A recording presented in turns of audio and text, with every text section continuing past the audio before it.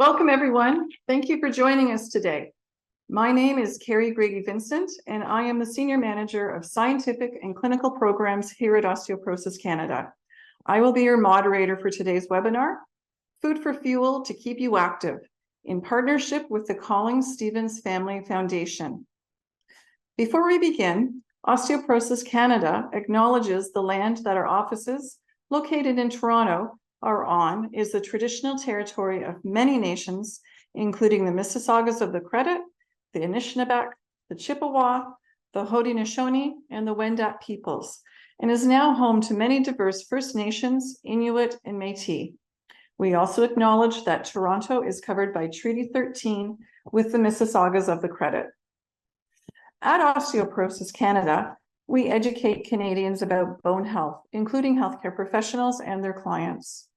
We are the only national organization serving people who have or are at risk for osteoporosis. We are very excited about today's presentation, which will provide information about staying active. Activity is key for good bone health and in the management of osteoporosis. But what foods do you need to fuel your activities? What happens to the weekend warrior and sports enthusiast when diagnosed with osteoporosis? Food choices become even more important. Today's presentation will provide information on nutritional needs, including bone health concerns for sports enthusiasts. It is not intended as individualized health advice. If you do have questions about osteoporosis, please consult your healthcare provider. General questions raised during the presentation can be submitted to us by clicking the question and answer button on your screen, and we will try to get to as many as we can in the time permitting. Before we begin, make sure you have your speakers turned up fully so that you can hear the presentation clearly. It is now my pleasure to introduce our speaker, Jennifer Sygo. Jennifer is in her 7th season as the performance dietitian for the 2019 NBA champion Toronto Raptors. As graduate of McMaster University with a degree in biochemistry, Jennifer was awarded a Master of Science in Human Biology and Nutritional Sciences from the University of Guelph, where she specialized in nutrition, exercise, and metabolism. Over her 20-year career, Jennifer has provided nutrition support to Olympic and professional athletes in over 20 sports, and has served as team dietitian for Athletics Canada, Swimming Canada, Gymnastics Canada, and the Toronto Maple Leafs. More recently, Jennifer's research interests led her to undertake a PhD in sports science at Manchester Metropolitan University, where she is studying the impact of low energy availability on performance in elite women's gymnastics. So without further ado, please join me in welcoming Jennifer. Thank you. Thanks so much for that introduction. I really appreciate that. So I'll do the classic thing right now, and if somebody can kind of give me a thumbs up that you can hear me, that there's no concerns, great. I think we should be okay to go. And I will share my slides and we'll be able to get started. So share screen.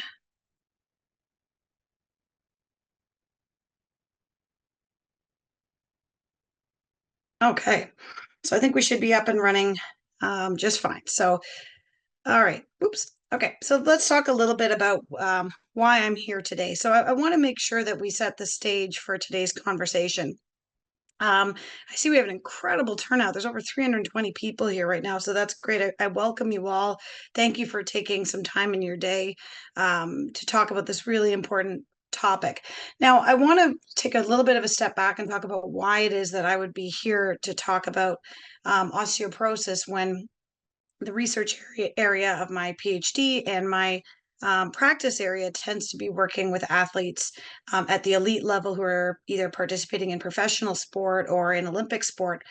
And the reason why this we think that there's good alignment here is because partly a lot of the research that we're now undertaking in working with female athletes and in many cases with male athletes as well is giving us some really important insights into how we build and maintain healthy bone.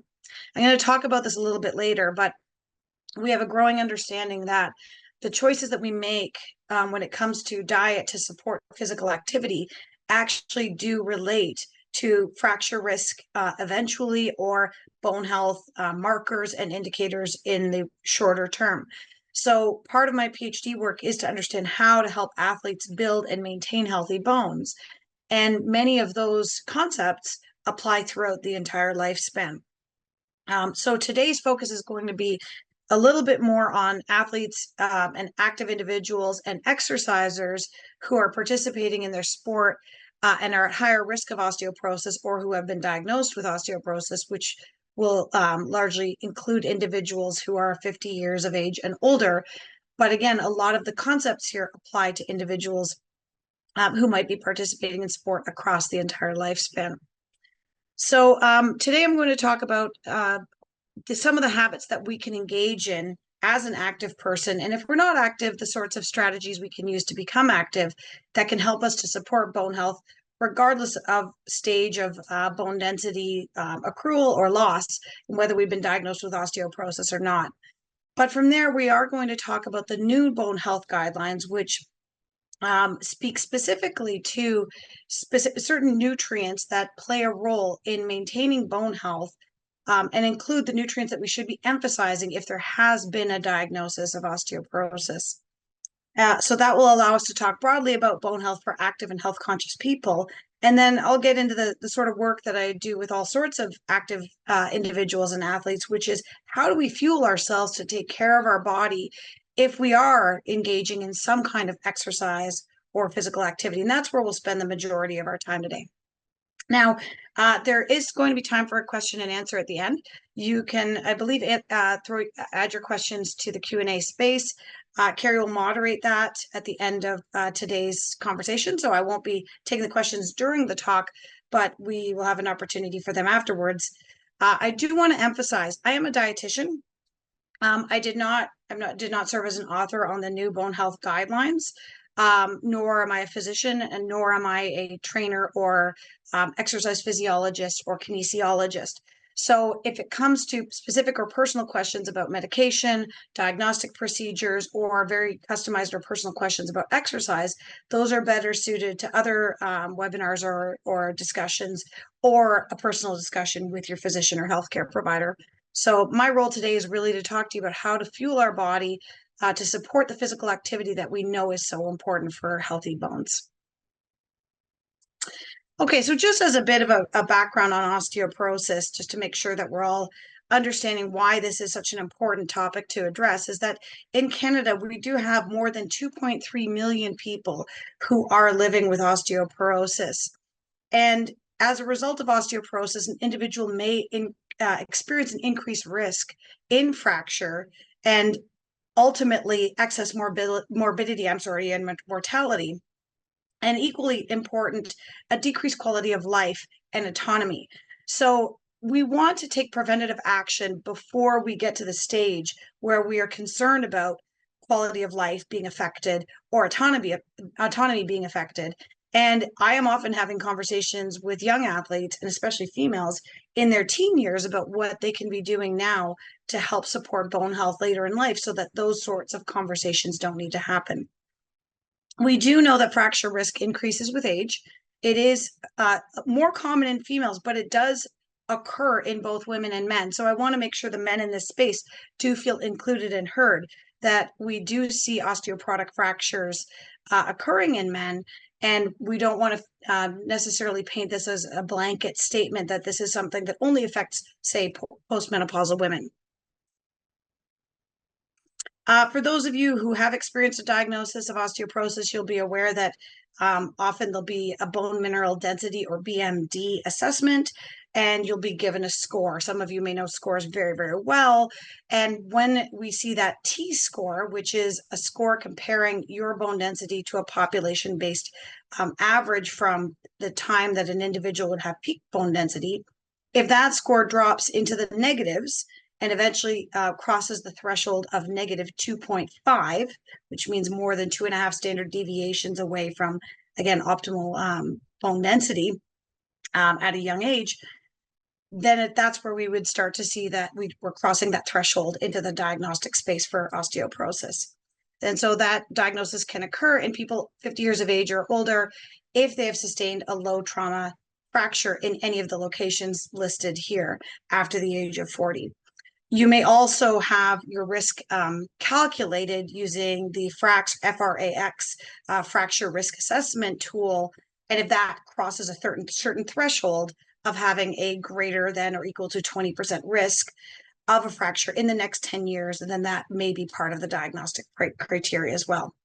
And again, I don't intend for this talk to be an in-depth analysis of how we diagnose osteoporosis, but just to make sure that we set the stage and understand what it is to say someone has osteoporosis or not. So going back a few steps and talking about, if we know that osteoporosis is a concern for Canadians, especially older adults, if we know that it can have a really significant and relevant impact on morbidity and mortality, then what can we do to either prevent, or if we do have osteoporosis, to maintain bone health as much as possible? Well, as indicated, we certainly want to take steps in our younger years to try to optimize or maximize peak bone mass. So bone density will peak somewhere around the age of 30. The real acceleration tends to occur in our teens, but you do see changes in bone density that can occur typically at a smaller level, but still do occur in a person's 20s. And I will say, having worked with female athletes and male athletes who sometimes have engaged in some eating behaviors that we'll talk about a little later that have negatively influenced bone mass in their teens, we've been able to see the recovery of bone mass in their 20s really nicely if they correct those habits and start to take better care of their diet and therefore their bones. And we start to see, like I said, an improvement in their bone mineral density scores, which is really reassuring to me, that I know that we're helping to build them into a healthier bone space for the rest of their lives. Now, we can encourage bone health via diet and exercise. As I mentioned, I'm not going to touch a lot on exercise today, except some broad statements, which is to say that we typically want to engage in resistance or weight-bearing activity, and often activity also that includes things like functional movements, so whole body movements that are the sorts of movements that we would use as part of everyday living and activities, as well as balance oriented movements as well. So certainly we want to try to do things like the gentleman's doing here, where we're lifting some weights, but we want to also engage in activities that work our whole body systems and allow us to maintain good balance as we age. And then from a dietary standpoint, the new guidelines really focus on calcium, vitamin D, but also magnesium, vitamin K, and protein. But when it comes to physical activity in general, I think it's really important to emphasize that we want people to engage in enjoyable activity throughout their lifespan that makes being consistent easier. So if someone enjoys, dance as a form of physical activity, then that's great. Let's get them involved in participating in dance. If they enjoy swimming, that's fantastic. This, young lady here is enjoying some boxing activities. If you like group fitness or group activities, wonderful. If you prefer things that are more solo and listening to some music, that's great. Yes, it's important to get certain specific activities to build bone, but the idea of maintaining consistent physical activity throughout the lifetime is our foundation where we want to start from. So let's find ways to make it fun. Let's find ways to make it consistent and to reduce barriers that keep people from being active. I want to touch a little bit on menopause today. Now, I recognize again that this is an all-comers webinar, and so we may have men, we may have women, we may have people who are not menopausal and for whom menopause may be years away, but I do recognize that odds are that the lion's share of individuals here may be individuals who are at or experiencing or have experienced menopause. So we do know that menopause is associated with loss of bone density for a variety of reasons. We do know that the perimenopausal symptoms can last up to 10 years. And so I do get women in my practice. I do still have a small private practice with some existing clients that I've seen for some time, even though the lion's share of my work now is with the Toronto Raptors. But in the clients that I've worked with over the years, there's often a lot of questions around how can I manage perimenopause or menopause? And the thing that I often say is, instead of seeing this as a time of sort of a loss, women will often say, oh, I'm gaining weight around my midsection, or, I'm going to lose strength, or I'm going to lose bone density. I tend to say, how can we flip this around and see this as a time where we are gaining? where we're gaining strength, where we're gaining muscle mass, or we're, doing their best to maintain our bone mineral density. So a lot of times women will say, you know what, I've kind of slacked on, Jen, is I haven't done a ton of resistance training for the last, or strength and muscle building training for the last X number of years. I've been busy with raising kids or my job, or things have been just gotten in the way of me, participating in that type of physical activity. And I'll often say, you know what, then this is just such a great time where we could actually see potentially favorable changes in things like muscle mass or strength, and minimize or mitigate that loss of bone density if we get started in a healthy and safe way at this critical stage of life. So instead of, like I said, focusing as much on the things that we may feel are changing in a negative way, let's see it as an opportunity to get strong and to create a really wonderful next chapter in our life. Now, I've got a couple words here on this slide that might be new for some people in the group and for some listeners. One is the term sarcopenia, and the other one is dyspnea. And just to be technically clear about both, muscle, in terms of muscle mass, as we age, and this applies to men and women, we tend to see a loss in muscle mass. That technical term for that age-related muscle loss is sarcopenia. Age-related loss of muscle strength is called dyspnea. And what we do know is people who engage in strength training activities, resistance oriented activities, can help minimize that loss. And like I said, even gain muscle mass, especially if they're relatively new to this sort of weight related physical activity and weight bearing physical activity.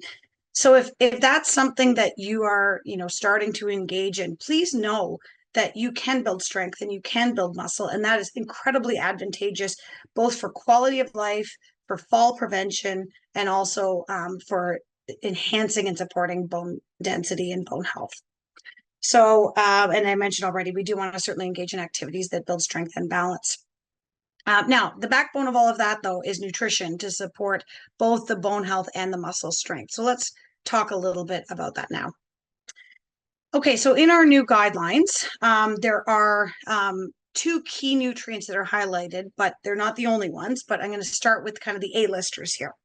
So when we think about building a lifestyle that supports bone health, we want to certainly still continue to think about calcium. And I know we've talked about calcium for a long time, but it's for very good reason. And that's because the research is very robust to say that calcium is a critical and essential nutrient for building and maintaining strong bones. Now, many people will ask, do I need a calcium supplement? And they may ask that at any point in their life. I know we've had questions come in already about people who may be following a plant-based or vegan diet. And so there'll be a lot of questions, sometimes confusion around calcium supplements. So the general guideline is this, is that if you can meet your needs for any of the nutrients listed today through diet, additional supplementation does not appear to be of benefit to prevent fracture. So the way that I like to phrase that in a more colloquial way is, just because some is good doesn't mean more is better. So if you are able to meet your needs through diet, then that's terrific. Now, how do we know if we're meeting our needs through diet? I've got a slide coming up shortly that lists some of the common food sources of calcium. What I will say is that there's some wonderful calculators online.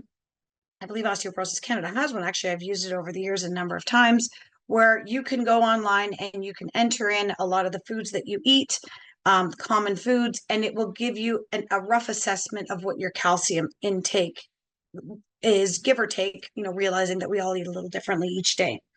So we could get a little bit of an idea of where we're sort of sitting in terms of calcium. The other way that I could sometimes encourage clients to look at things in terms of calcium intake is that we often say that the average person will get maybe 400 to 500 milligrams of calcium from, let's call them non-calcium rich sources. I sometimes call that background sources of calcium. In other words, we pick up bits of calcium from things like green vegetables and from nuts and seeds and from certain fruits, maybe not in large amounts, maybe in 80 milligrams in this food or 20 milligrams from that food. But taking them all together, we might pick up 400 to 500 milligrams per day that way. And then, as you'll see in a moment on the 2 slides from now, if we are consuming enough calcium-rich foods to support that, then we can meet our target of 1,000 to 1,200 milligrams per day. If, however, there aren't enough of those calcium-rich foods and or we're not eating those sorts of green vegetables and the nuts and the fruits and so on that I've mentioned already, then we may be at risk for not meeting our needs. And at that point, topping up to your dietary reference intake, your target intake that's listed here with a supplement may be appropriate. So I'll rephrase that one more time. Let's say, for example, it's estimated that you're getting 600 milligrams of calcium from your diet per day, and you need 1,200 milligrams, then it may be appropriate for you to take an extra 600 milligrams of calcium per day in supplement form.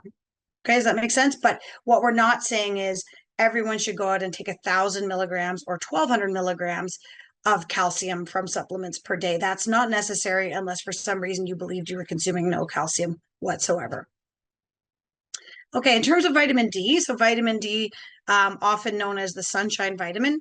So this vitamin D is always a bit of a trickier vitamin to talk about because it's a little harder to quantify how much vitamin D we get from the sun.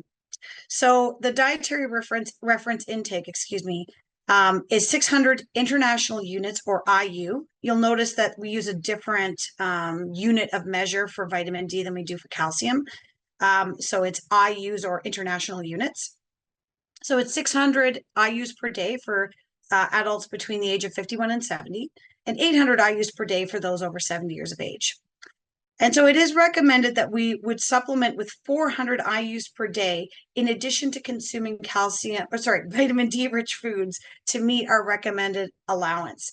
So why do I say that? Again, you'll see in a moment that it can be pretty tricky to get vitamin D through food and through our diet in sufficient amounts. Sometimes people can do it, but it really requires some very, very specific food choices regularly in order to do that. So if that's the case, then a supplement seems to be a prudent choice to reduce fracture risk and ensure that we are meeting our vitamin D needs for all the other myriad benefits that it may provide. And so now I want to also clarify, though, that in terms of calcium and vitamin D, these are generic recommendations, and you may have specific targets that you've been advised to meet based on what your physician's assessment has indicated. So if you have done blood work and it's been deemed that your vitamin D is low, your physician or healthcare provider might say, actually, I need you to take more than 400 IUs because we know that there's a deficiency that's already existing. So just make sure that you are following those recommendations. Today's guidelines, these are the general guidelines for individuals who are not necessarily at high risk of deficiency. Okay, I mentioned that there are 3 other nutrients that we're going to touch on today. So protein, vitamin K, and magnesium also play a role in bone health. They are a little bit on a secondary tier versus calcium and vitamin D. However, we don't want to ignore them necessarily. And in each of these cases, as I already iterated earlier, if there is reason to believe that there's deficiency, then a supplement may be warranted or appropriate. We're going to talk the most about about protein today. So I'm just going to touch on this briefly here. And as you'll see in the next slide, for those who do follow Canada's Food Guide, we don't recommend necessarily protein in order to prevent fractures, protein supplements, I should say. We want to get our protein from food. Now, does that mean a person can or should not use a protein powder? No, it may be appropriate based on what's going on with your life and what's going on with your diet to use a protein powder or a protein supplement to help you meet your needs. Having said that, I still prefer a food first approach. And the reason for that is that if we're taking just a protein powder or protein supplement, we might be missing out on some of the other key nutrients that tend to come along with protein rich foods. And we often talk about something called the food matrix, which is the overall way that a food in its whole form exists. And there's all sorts of wondrous and kind of magical things that make up the food matrix of any given food, whether that's an apple or an egg or a glass of milk. They all have an element of uniqueness to them in their whole food form that the research continues to unveil all sorts of benefits of consuming foods in their whole form, relatively unprocessed form, because of other vitamins, minerals, antioxidants, and so on that are present that are really, frankly, hard to mimic in a supplement-based food. But again, I want to reiterate, that doesn't mean I am saying don't use either meal replacements or a protein powder or a supplement if that is the best way for you as an individual or someone you're caring for to meet their needs. We just want to start with a food first approach, and then we use supplements secondarily. Okay. Now I've listed the dietary reference intake for protein here. Now that's one that causes some discussion because we get a little bit into the space of requirements versus optimization. I'm going to talk a bit about possible optimization discussions around muscle mass a little later.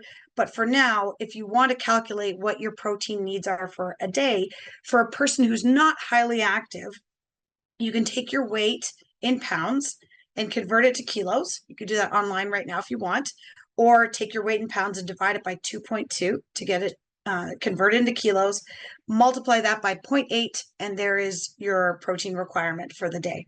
And I'll leave that at that for now, and then I'll get into some more specifics around meal timing shortly. Vitamin K and magnesium. So vitamin K plays a role in bone health in a variety of different interesting ways. And for today's talk, I'm not going to go into any great depth, except to say that the easiest way to meet vitamin K needs is to eat green vegetables. So if those are part of your regular diet, then that's terrific. If they are not part of your regular diet, then that's where sometimes a supplement may be warranted. And often you may be able to obtain vitamin K through a multivitamin, or you might find that if you're taking a bone building supplement, there might be calcium, magnesium, and you might find vitamin K and vitamin D all as part of that supplement. So again, in the interest of time, I won't go into that in any great depth, except to say that as with each of these nutrients, we want to try to meet our nutritional requirements through food first. And then finally, magnesium, which we largely find in whole grains, nuts and seeds. To a certain extent, we will find magnesium in some meats and some dairy products as well. It is somewhat common for individuals, especially older adults, to not meet their magnesium needs. Somewhere around 25% of the population might be deficient in magnesium or not meeting their targets for the day. And so if that's the case, then again, a magnesium supplement may be a benefit. And once again, they may be in combination with calcium, vitamin D, and or vitamin K. But as I've sort of been hinting, here is that picture, which hopefully is familiar to many of you by now, of Canada's Food Guide. And so this is the version that was updated a few years ago and really highlights the way that we would want to build our plate. Obviously, you don't need this many unique foods each time you eat. So you don't need to count out your blueberries or how many chickpeas you have. But the point is, the spirit of the plate is that about a quarter of your plate is your protein, about a quarter of your plate are your whole grains, and then half of your plate is a combination of fruits and vegetables. And then the other thing to highlight here is that there's a wonderful depiction of variety. So there's a lot of color, those fruits and vegetables in particular. Each of those colors confers slightly different nutritional properties. So the benefit of trying to get a wide range of colors is shown really, really beautifully here. And then in terms of protein foods, you do see a depiction of both plant and animal-based protein foods. And really, the spirit of this is to show that this doesn't have to be an animal-based protein source in order to meet your protein needs. We can certainly accomplish that with plant-based foods, such as those pictured here, things like tofu, chickpeas, lentils. There's some kidney beans there in the bottom right. There's also some seeds in there, some sunflower seeds that are sort of tucked under the yogurt there, almonds, walnuts, and so on. And then if you are someone who consumes meat, then that certainly it generally makes it quite easy to meet our protein needs if we do aim for that roughly a quarter of a plate portion, or another way I like to phrase it is about the size of the palm of your hand at a given meal. Imagine cutting off your fingers and thumb and using about the thickness of your palm. That will usually get you pretty close to those targets. And then finally, with the whole grains, that doesn't mean a person has to consume gluten-containing grains. If you, for some reason, need to follow a gluten-free diet or you choose to, that's absolutely fine. We can still meet our needs with foods like quinoa and brown rice, wild rice that's also depicted here, or gluten-free alternatives that are quite plentiful on the market. but we do ultimately want to try to make those whole grain choices when we can, as opposed to white and refined that will be more nutrient deficient. Okay, so I alluded to the fact that I would show you some of the content of both calcium and vitamin D of some common foods. And so that's depicted here. So the vitamin D rich foods are on the top, the calcium rich foods are on the bottom.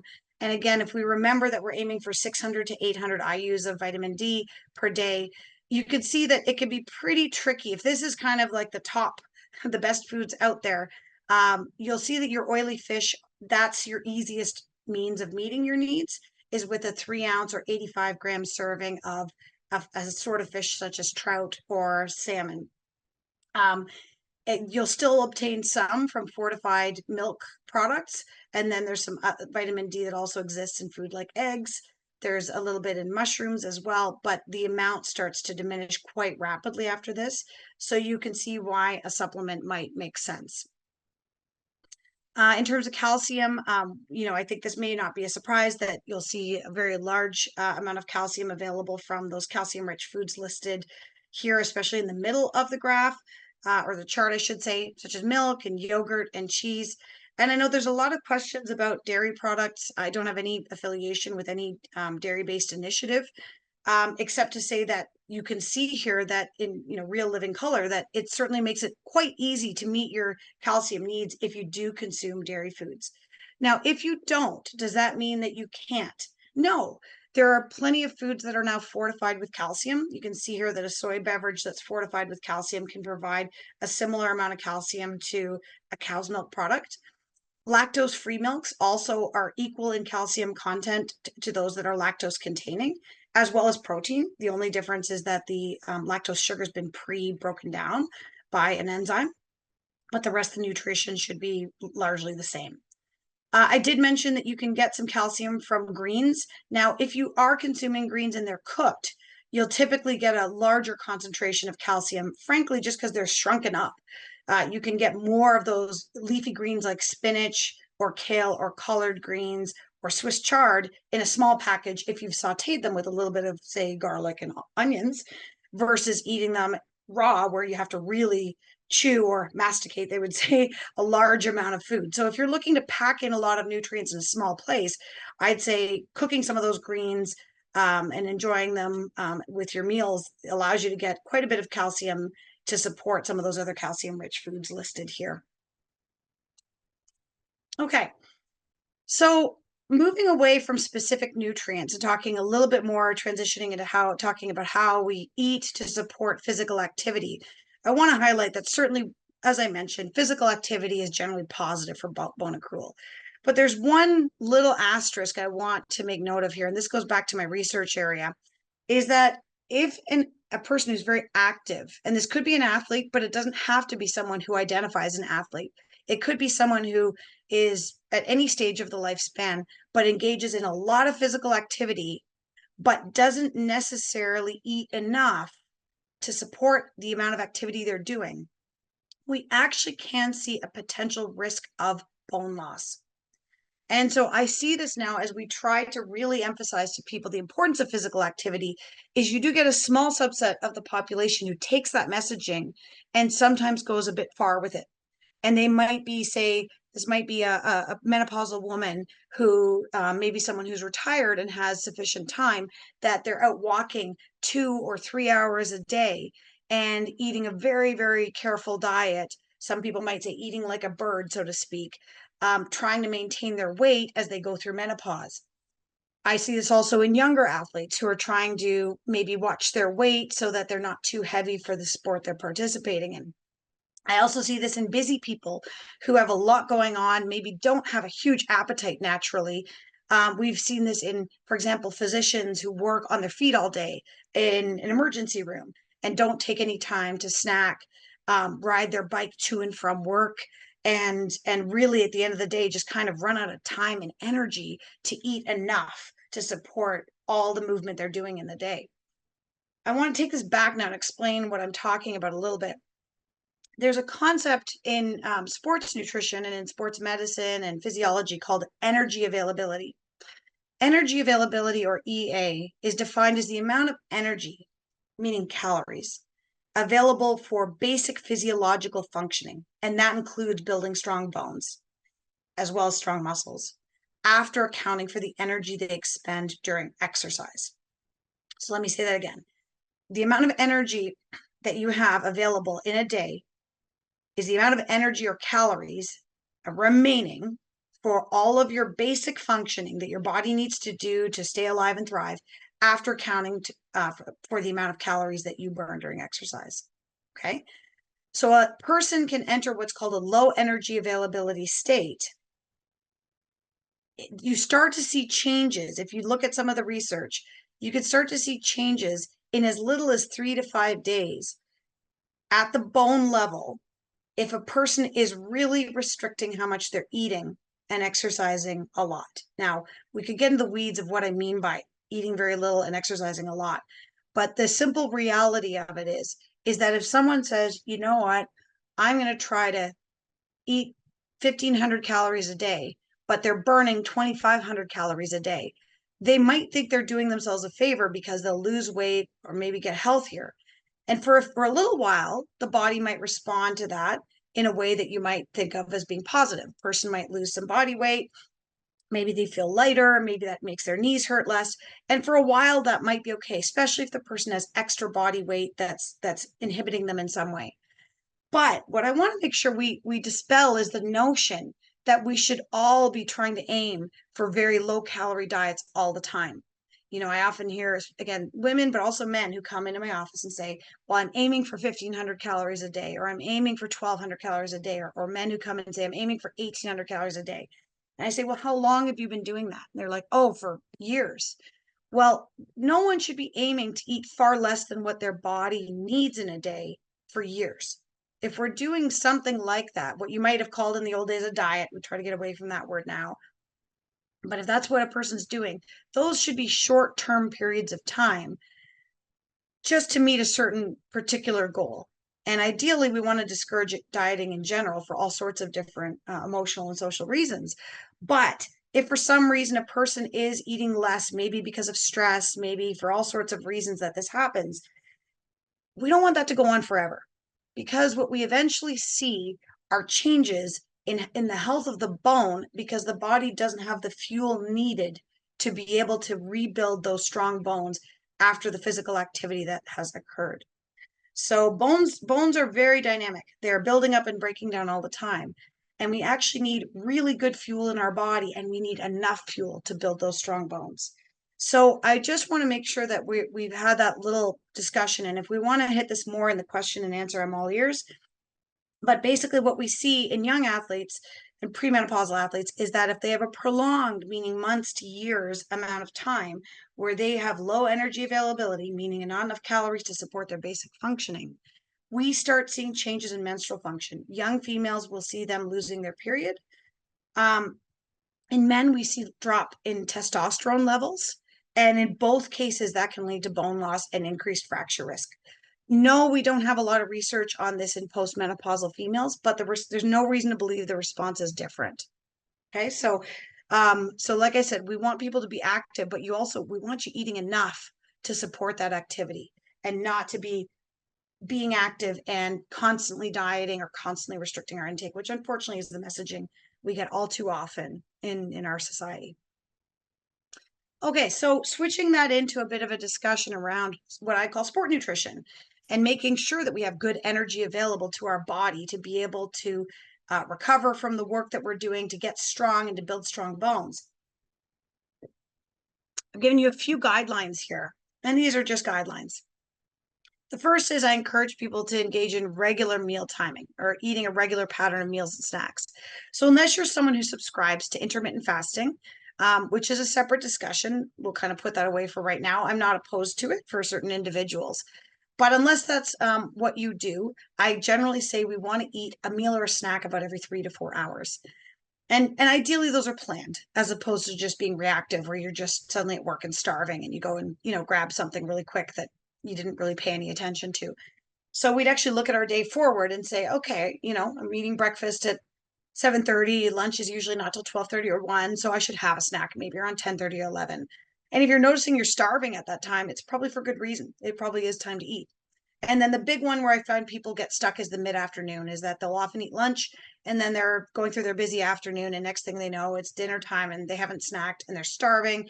And then you tend not to make the best choice. You're in a rush and you end up just, calling Uber Eats or just grazing instead of eating your actual dinner, or maybe eating something that's not as balanced because you just kind of ran out of energy to make a balanced meal. So having that mid-afternoon snack's a great way to fuel yourself up for the evening. Make sure that you make good choices. The second thing I encourage is that we combine protein and good quality carbohydrates at each meal and snack. And again, I know carbohydrates has gotten a bit of a bad rap in recent years. I'll stress that for the purposes of this presentation, good quality carbohydrates are what 3/4 of that plate was on the Canada's Food Guide slide. So the fruits, vegetables, and those whole grains, all of them provide some amount of carbohydrate. Vegetables of the non-starchy variety, like broccoli and peppers and cucumbers and celery, provide very few carbohydrates, whereas the whole grains provide the most, and fruit falls somewhere in between. So depending on the amount of activity you're doing, those who engage in more frequent and more intense physical activity might actually choose to eat more of those higher starch carbohydrates, like the whole grains or potatoes or sweet potatoes, over time. And in fact, their plate might shift from 1/4 of the plate being those whole grains or starchy carbohydrates to more like 1/3, or in really high intense endurance sports, even 1/2 of the plate. So that's something that has to be customized to the individual. But the point being that carbohydrates provide us with fuel for our brain to think, and also fuel for our muscles to do good work when we want to be physically active. Whereas protein helps us to build muscle and generally feel satisfied. So on this slide here, I've provided some balanced snack ideas. So these are snacks that all provide a balance of protein and carbohydrate. The underlying food in each case is the protein food, and then the other foods are carbohydrate. So hopefully there's something here that resonates for you, whether it's the idea of having an afternoon snack that's a peanut butter on an apple, or whether it's making a smoothie with some yogurt, maybe a protein powder, or a soy beverage, or a pea beverage, which also has protein in it, and throwing in some fruit or veggies in there. For someone who's more plant-based or enjoys some of the newer foods that are out there, maybe it's a chia pudding with some sliced banana or pineapple in there. So lots of good options here, and hopefully there's at least one that's sounds appetizing for you or is triggering some idea generating. Now, going back to protein, one thing we do know is that as we get more active, and the more frequent we are active, the longer the workouts or the exercise are, or the more intense it is, the more protein we need. So this is why I say there's some debate around how much protein the body really needs. Is it just 0.8 grams per kilo, or could it be more? So we know for people who really engage in a lot of physical activity, those protein needs can go all the way up to 1.8 grams per kilo per day. So a full gram more than double the reference intake that I gave you earlier. Now, where do you fall on that spectrum between 0.8 and 1.8? I can't make individual recommendations here, but if you imagine 1.8 is someone who's engaging in activity at a high level, basically daily, whether it's endurance, so rowing or cycling or running, swimming, at least say 1 to 2 hours every single day, 6 days a week. And if 0.8 is someone who's sedentary or maybe just engaging in light activity like walking or yoga or gardening, at lower intensities and less frequently, you can imagine where you might fall, somewhere in the space in between. The other way, however, we can look at protein is to divide it up by meal. And this is where we have some research that's come out of some of our great institutions in Canada, specifically some wonderful work out of McMaster University, as well as some great researchers at the University of Toronto, who've helped us to understand that if you want to maximize muscle building, which in turn can support strength and in turn can support healthy bones, it might help to divide up your protein intake, but by meal.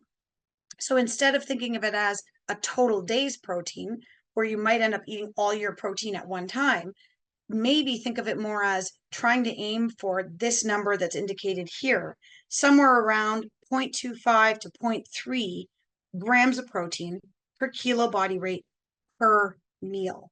And again, that's not a bone health guideline, but it may be helpful for building muscle. So for the average person, I'll do the math for you. That means somewhere between about 18 to 25 grams of protein per meal. Smaller person would be at the lower end of that range, and a larger person would be at the higher end of that range. And it might be, you might even be outside of those ranges, and that's fine. So the idea here is that if we can eat protein at regular intervals, we can actually help our body to build more protein over time. And this is a graphic of what happens to our body's building of muscle. Sorry, I said protein, I meant to say muscle, over time. And so this shows what happens if we engage in just some resistance training. That's the dotted line at the beginning.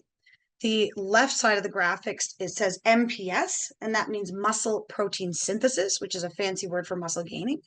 So just by exercising, we turn on muscle building signals in our body.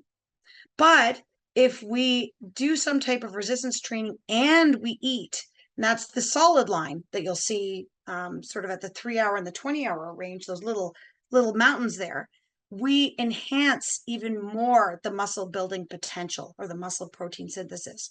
So in other words, we can gain muscle potentially by doing some type of resistance training, but we gain even more if we do resistance training and then eat some protein in the hours that follow. So they seem to have a synergistic effect. So I was mentioning that if we can aim for maybe around 18 to 25 grams of protein per meal, that can be great for strength or muscle building. This chart gives you a bit of an idea of the protein content of some different foods. I won't go into this in detail, except to say, hopefully it will give you some idea of where you might need to make some adjustments to meet your needs. And I will point out that breakfast is the meal when people tend to underconsume protein the most. So you might look at this and say, oh, okay, maybe what I need to do is, add a little bit of cheese to my bagel at breakfast and a little bit more peanut butter, and I'll be able to meet my needs instead of just having toast with butter. Or, if I use Greek yogurt instead of regular yogurt, I'll be able to more easily meet my protein needs. Or instead of almond milk, which has very little protein, I'll use a pea protein beverage, or pea beverage, I should say. That's PEA, by the way, not PE, that we can meet our needs more easily. And then if you look at this and go, I don't eat anything on here, or not in large enough amounts, then that's where maybe a protein powder or a protein supplement may be appropriate. Okay, I'm going to finish up by talking a little bit about how we can eat before and after activity to support us feeling good and getting the most out of the exercise that we do. So we do know that eating before we engage in exercise or activity can be helpful. I know a lot of people are like, oh, should I eat? Should I not eat? And I'll give you a decision tree in the next slide. But I do want to point out that if you aren't eating anything before you exercise, you tend to find the exercise feels harder. You tend not to be able to sustain the activity at the intensity that you would if you had eaten. And really importantly to me, there's more likely issues with cognitive function, so your mental processing and your decision making. Why I highlight that is if you are at risk of falls, if you are at risk of a fracture related to a fall, then having low blood sugar because you haven't eaten may put you at a higher risk of that. So I'm thinking about people in the space who are cyclists, skiers, and the like, who engage in activities where a fall is possible. I would encourage individuals in those cases to eat something before they train, because or they go out for their exercise or their ride, because then you're not at that same likelihood of making a poor decision, not reacting fast enough, and then suffering some type of mistake that could lead to a crash or a fall. Oh, I'm going to go to this slide first. So in terms of deciding whether or not you should eat, because I know I'm in the same boat, I like to get up in the morning sometimes and just get a run in and not necessarily eat beforehand. That's okay. You want to ask yourself, what am I trying to get out of today's exercise or activity or workout, or if you're really into your sports, a training session? So if the activity is important, or it's quite intense, or it's long, or you're at high risk of fracture or fall, then I would say, yes, we do want to eat something. And if you don't have much time, if you have to get out and get right out and do that run or get right to that spin class or whatever the activity is, then maybe just a light carb-based snack, carbohydrate-based snack. So it might just be a banana or some fruit, or it might just be a piece of toast. That's okay. That will give you some immediate fuel. If you have a bit more time, you might start to add some protein and some fat in there. So maybe that toast now has an egg on it, or it has some almond butter on it and a banana sliced on top.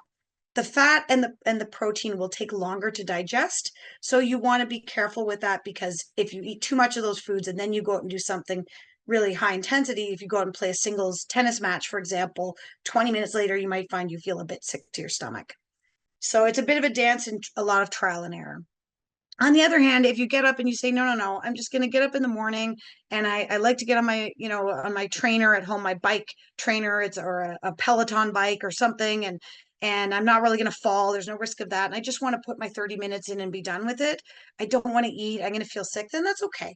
As long as you know that you may not get the most out of that exercise session, you might feel a little bit more sluggish. It's not the end of the world if you don't eat. Okay. And so this is another visual or graphic of how we might think of that decision of what we're going to eat and when. So if we're eating and we have a good amount of time before we start our exercise, again, if you're playing a tennis match at 4 o'clock, I would want you to eat something no later than 1 o'clock, no longer than 3 hours beforehand. And in that case, if you have lots of time, make it a little bigger, make it a bit more of a combination of protein, carbs, and fat.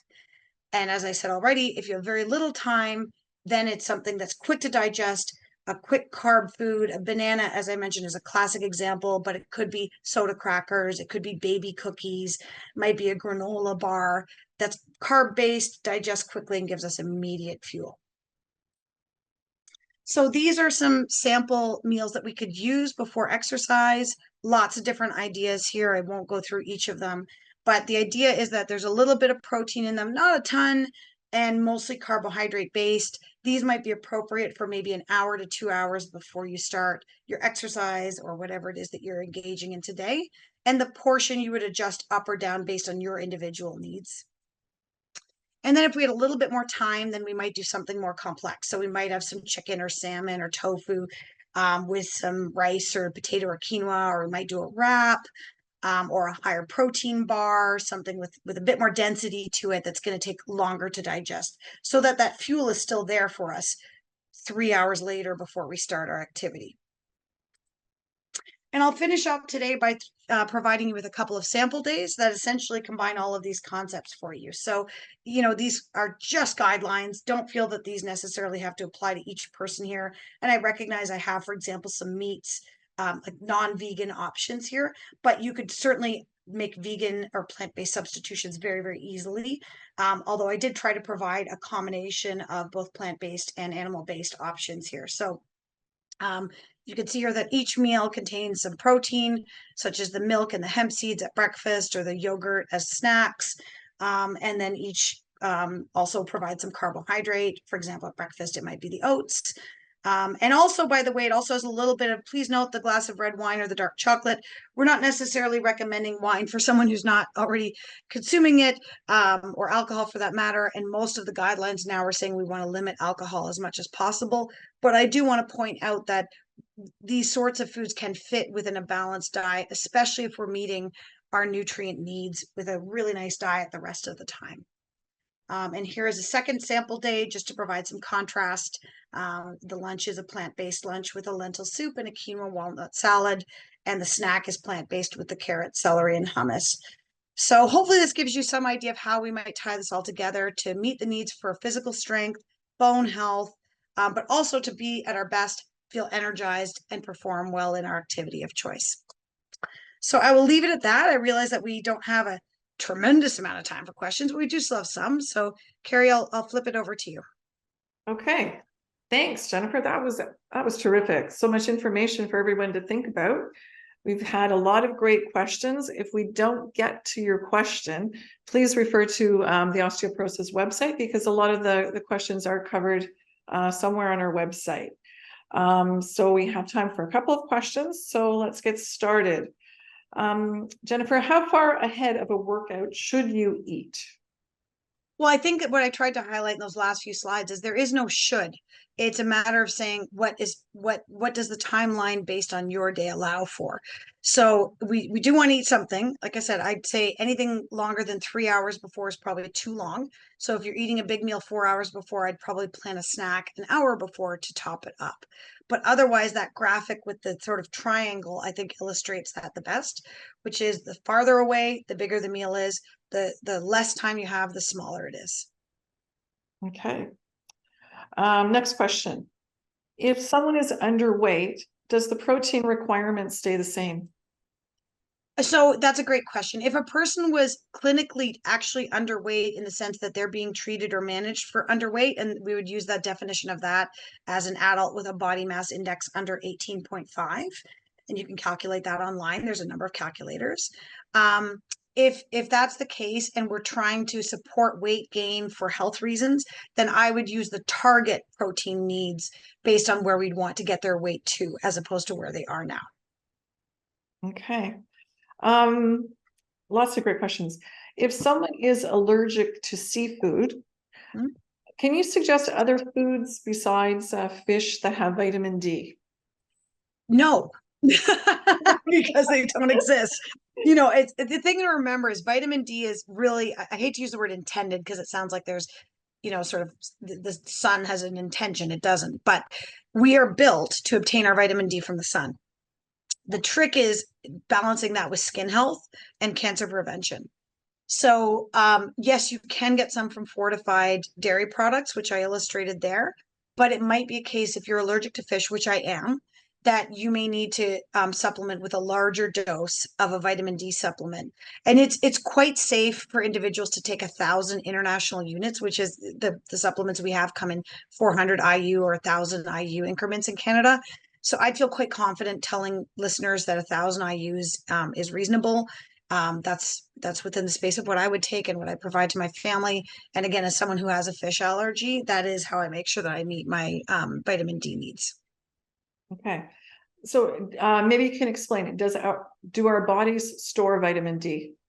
Yes. So vitamin D is what we call a fat soluble vitamin, which means that it gets stored in our body's fat tissues. And so it can take sometimes months for it to deplete once we get into winter months when we get out of the summer sun. Now, there's a lot of things that affect our body's ability to absorb vitamin D from the sun.